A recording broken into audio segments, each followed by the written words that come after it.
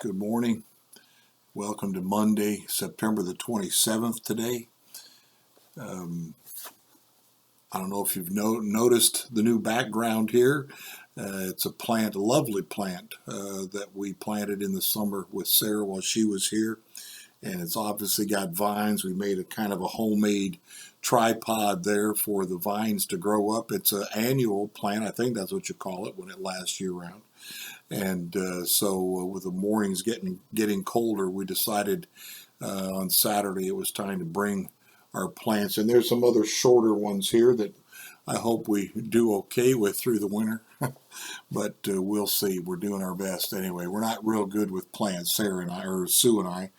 But Sarah's learned to be a whiz with them, and so she thought we needed plants around to make things look prettier this summer. They've been out on the deck, they've been out on the front porch, so I like it. We're really happy to have them here. These windows here get the morning sun, so we're hoping to be able to keep them alive till we are able to take them back outside again in the spring. Today's devotion is entitled The Holy City. The suggested reading is Revelation 21, verses 15 through 27. The lead-in verse is verse 10 of chapter 21. He showed me the holy city, Jerusalem, coming down out of heaven from God. We have seen how easily John mixes his metaphors. When he first saw the holy city, the New Jerusalem, it was prepared as a bride, beautifully dressed for her husband, in verse 2. And now, when invited to see the Lamb's bride, he is shown the holy city, Jerusalem, verse 10. Most of chapter 21 is devoted to an elaborate description of the holy city, the New Jerusalem, which was shining with the glory of God. Its 12 gates were inscribed with the names of Israel's 12 tribes, while its foundations were inscribed with the names of the 12 apostles. The city was a cube, like the Holy of Holies in the temple, although we must agree with Dr. Bruce Metzger that the New Jerusalem is architecturally preposterous. The symbolism is clear.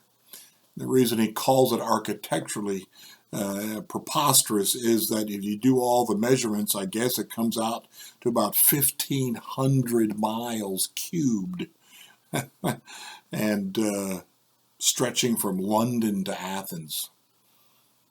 Anyway, the holy city is a massive, impregnable fortress representing the completed church of both Old and New Testaments and symbolizing the security and peace of the people of God.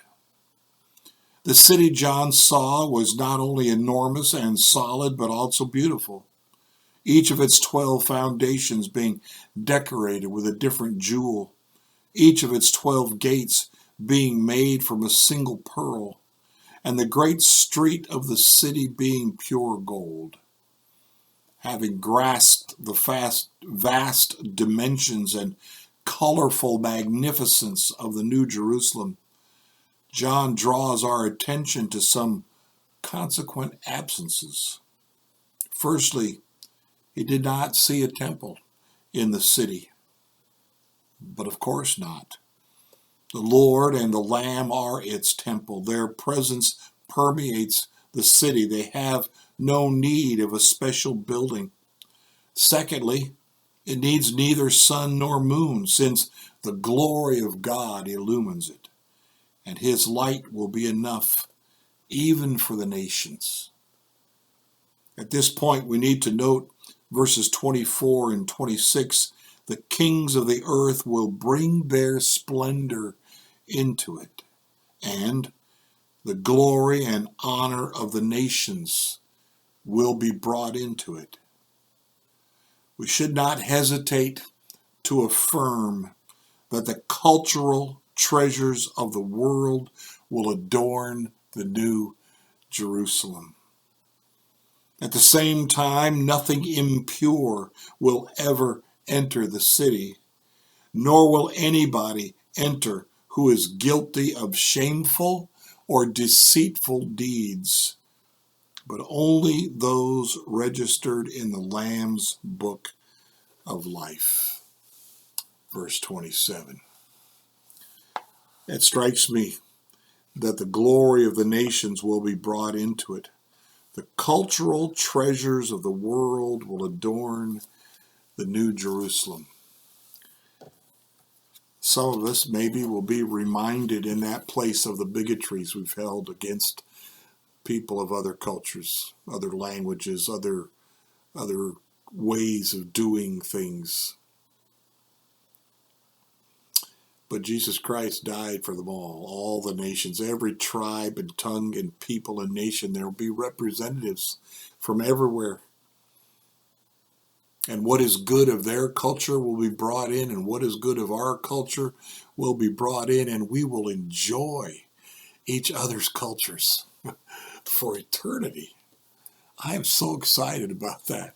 We will enjoy each other's cultures through eternity. I hope, as it was on the day of Pentecost, when all the different languages were being heard and yet they all understood the same message, I hope we get that in heaven. I hope we hear people talking in multiple different languages and the beauty of those languages, and we understand what they're saying, and we'll understand all the intricacies of that language and of that culture, because, well, to borrow from that old song, every culture is beautiful in its own way. And that'll be part of the beauty of the New Jerusalem. Let's not wait to be enthralled by that beauty. Let's be enthralled by that beauty now. Some of us have neighbors who speak other languages and have other cultures. Learn to find them beautiful. Strive to understand them. For oftentimes we will find that in their culture, they may be able to understand a certain situation better than we do, or have a different perspective on it that makes us sit back, pause, and just marvel at the way they see things. Blessings to you today. And let's live like we are indeed waiting for the New Jerusalem to descend from heaven. Amen and blessings.